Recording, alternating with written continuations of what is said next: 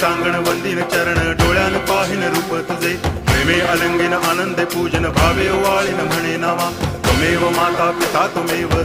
बंधुश्च सखा त्वमेव विद्या करुणं त्वमेव सर्वं मम देव कायेन वाचा मनसेन्द्रियैर्वा बुद्ध्यात्मना वा प्रकृति स्वभावात् करोमि यद्यत् सकलं परस्मै नारायणायति समर्पयामि अच्युतं केशवं रामनारायणं कृष्णदामोदरं वासुदेवं हरि गिरिधरं माधवं गोपिकावल्लभं जानकीनायकं रामचन्द्रं भजे हरे राम राम